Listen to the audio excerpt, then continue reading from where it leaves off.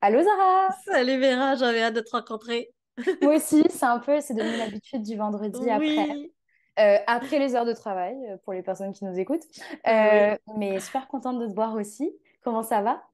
Écoute, ça va, je suis dans la totale gratitude, Vera. Ah ouais, un beau mot aujourd'hui. Je pense que ça va être notre thème pour cet épisode. Ça va être notre thème, ça peut pas être un autre thème, je pourrais pas parler d'autre chose aujourd'hui. Euh, je pense, tu sais, ben, comme tu le sais, on a fait un événement ensemble il y a quelques semaines et c'était, ben, quelques semaines, il y a quelques jours, et Mhm. c'était juste extraordinaire pour moi de voir comment tout s'attache, hein. Tu sais, quand tu veux quelque chose, l'univers conspire parfois à te le donner, mais en fait, ce que tu veux, tu sais même pas que tu le veux, c'est quelqu'un d'autre qui te dit que ce serait bon d'aller dans ce sens-là, tu sais, puis tu décides d'écouter. Ouais. C'est juste extraordinaire de voir. Et puis, je vais vous faire une histoire courte, mais pendant longtemps, j'ai essayé de vendre des formations en ligne, comme tous les coachs font en ligne. Et ça fonctionnait, mais à moitié. Puis, ça faisait pas le wow. C'était pas là, c'était pas présent, c'était pas aligné. Ça marchait pas. Et jusqu'à temps que je parle à ma meilleure amie qui me connaît depuis que j'ai 14 ans, et qui me dit, mais Zara, c'est quoi ton problème? Sors, va dehors. Va dehors, va connecter, puis monte un groupe parce que ce que tu fais avec nous, c'est bon, mais je suis sûre qu'en personne, ça va donner encore plus. Là, j'écoute, mais bon, je me dis, OK, mais ça prend une salle. Ça veut dire qu'il faut donner un dépôt, ça veut dire qu'il faut payer la salle, ça veut dire que, puis on ne sait pas là s'il va y avoir, tu sais. Mais je décide quand même que, bon, bah, ça pourrait être intéressant, puis je le mets sur la tablette à un moment donné, quelque part. Je dis, on verra le temps. Puis ça a passé quand même quelques mois, Vera. Mhm. Quelques mois pour finalement aller voir un spectacle avec une amie qui vient avec une de ses amies qui me dit, bah, écoute, Zara, ça te tenterait pas de faire quelque chose en salle? J'ai dit, oui, pourquoi? T'as quoi à me proposer? Et c'est là qu'elle m'annonce qu'elle a une salle, qu'elle est libre le week-end, et puis que, bon, ben, Hmm. et elle a dit, c'est une salle de 12 personnes, ça t'engage en rien, teste-le, puis tu verras. Puis le lendemain, je lui ai écrit, j'ai dit, tu sais quoi? On va le réserver. Je l'ai déjà annoncé. Ma page était prête. Mes réseaux sociaux étaient prêts pour pouvoir l'annoncer. Dans la gratitude et dans le flow, tu sais. Et là, Ouais. cet événement-là a eu lieu. Vera, j'ai été chanceuse de t'avoir, en fait, pendant ce moment-là. Et de réaliser combien tout était fluide et combien ça faisait du bien à Mhm. moi, aux autres, et de réaliser dans la gratitude que finalement, ben, est-ce que j'ai travaillé fort? Non. Ça a juste été une continuité. Hmm. Ouais. Tout s'est bien ficelé. Ouais. Tout s'est bien ficelé et je suis certaine qu'on vit tous des moments comme ça, mais Mhm. on ne prend pas le temps de réaliser. C'est hasard, oui, mais c'est une belle coïncidence, puis c'est des hasards.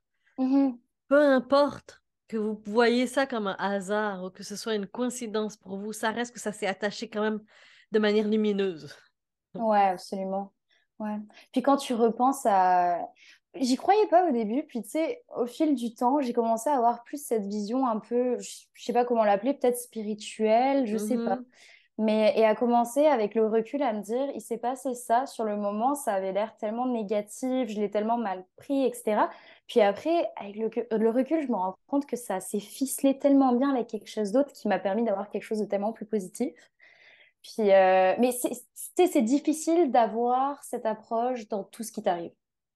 Ben, en fait, oui, oui. Puis il faut pas oublier que ça vient et t'apporte un excellent point, Vera, c'est que même si on est conscient que la magie, elle opère, il faut qu'on soit capable de la reconnaître, Mhm.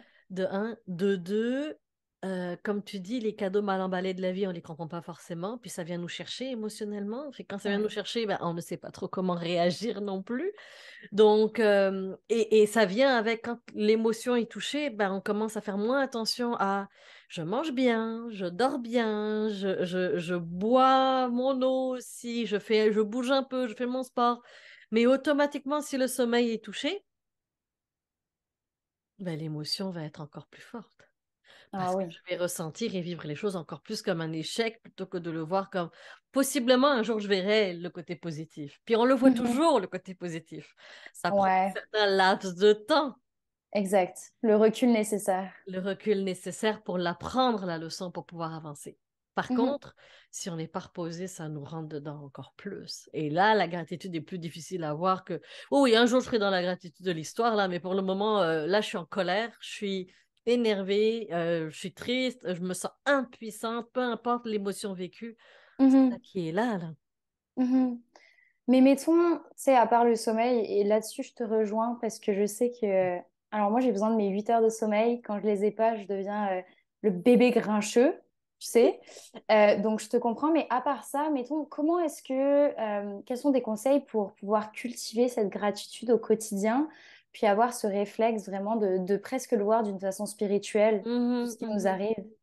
Alors, il y a première chose, c'est le journal, hein, le journal de la gratitude, tous les Mm. soirs, de se faire une liste de tout ce qui s'est bien passé dans la journée et de pouvoir réaliser qu'il y en a eu. Déjà, vous êtes vivant. Et je sais que ça paraît bateau, ce que je suis Mhm. en train de dire, mais c'est parce qu'on le prend pour acquis. Combien de personnes vous avez perdu dans les dernières années? Mhm. Comme ça, mais ah, je m'attendais pas. C'est pas bateau, là. C'est pas rien. Fait Mhm. que de juste réaliser ça, déjà, vous êtes en vie. De deux, vous avez un entourage, vous avez une famille, de pouvoir être dans la gratitude de voir que votre famille est là. Possiblement en santé aussi. Mhm. Puis si vous n'avez pas la santé, mais vous êtes encore capable de marcher puis d'aller demander de l'aide. C'est, on va chercher la gratitude, même si c'est le plus souffrant puis le plus difficile, on va quand même essayer de trouver le côté positif là-dedans. Et je sais que c'est pas facile. J'ai été par terre, les genoux à terre. Pour ceux qui connaissent mon histoire, ça n'a pas été toujours facile. Mhm. Mais, je veux dire, c'est quoi la porte de sortie? C'est quoi l'endroit là où je peux dire il y a quand même une petite gratitude? Il y a une dame, une dame, c'était pas une autre dame, c'était une de mes étudiantes avec qui j'ai étudié à HEC Montréal, à un moment donné, qui m'avait dit, tu sais, Zara, le plaisir, c'est quoi? C'est de croquer dans ton croissant chaud le matin. Puis de Mhm. pouvoir en être super consciente, là, puis que tu vis ton moment présent dans le plaisir et dans le grand bonheur et dans la joie, puis de dire, hey, merci la vie, j'ai ça.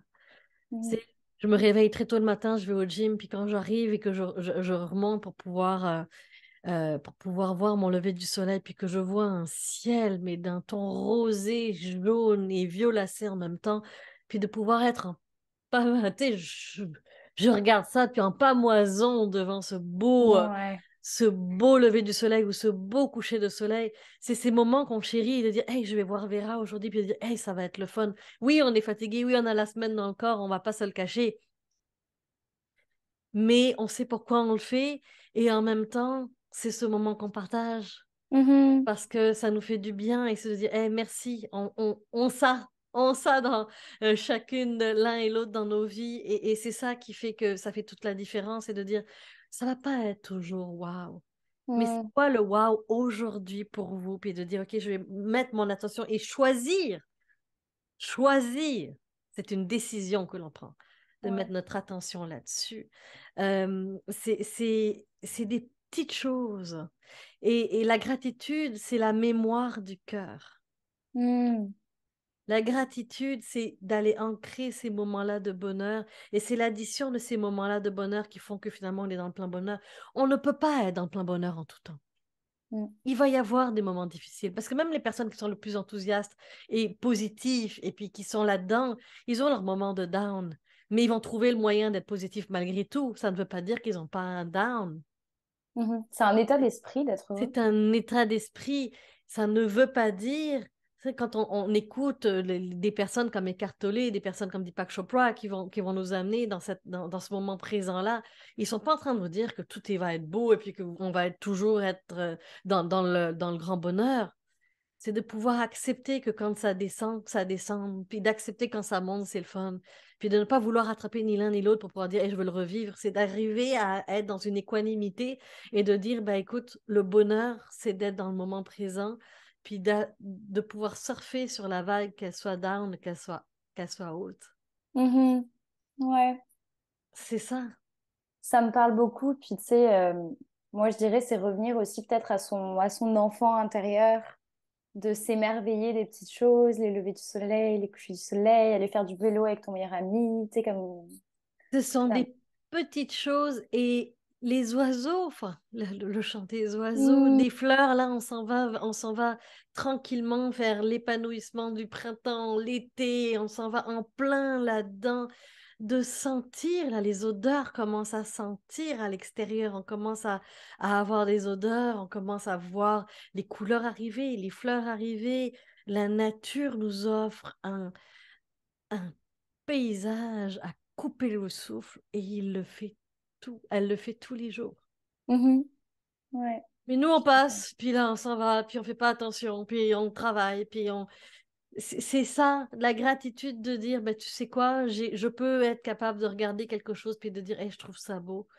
J'ai donné une formation ce matin des femmes leaders extraordinaires, puis de pouvoir les regarder en train de méditer, puis je les guidais dans la méditation, puis de pouvoir voir leur sourire parfois ou leurs larmes couler parce qu'elles libéraient des choses, et puis de voir cette beauté-là, pour moi, c'était juste d'être avec, et j'étais dans la gratitude de pouvoir faire partie de ce cheminement-là avec elles.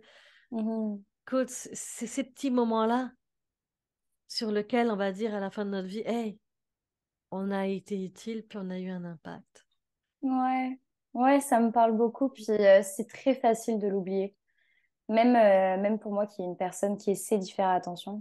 Tu sais, au début, c'est un exercice Mhm. vraiment bête, entre guillemets, à faire au début, de s'obliger à voir ces Oui, petites choses.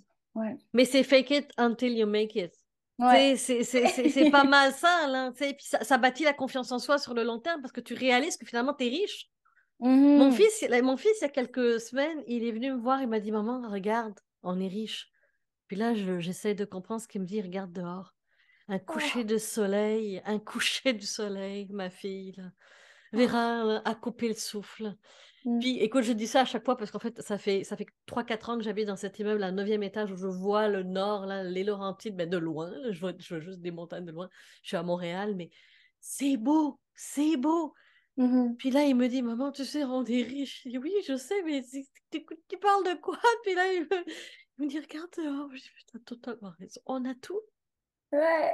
On Ouais, a ouais. déjà tout. Et on court. Pourquoi et après quoi? Mhm. C'est vrai. C'est un peu comme, sans divulguer trop d'informations, là, pendant la formation le week-end dernier, quand Ouais. une personne en question s'est rendue compte qu'elle avait déjà tout en elle. C'est- Tout ce qu'elle cherchait depuis des années était déjà en Et elle. t'es déjà, on a tout.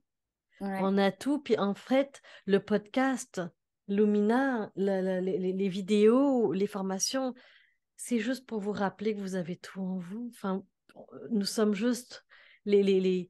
on vous prend puis on vous amène devant la lumière pour que vous puissiez le réaliser, mais c'est notre seul rôle.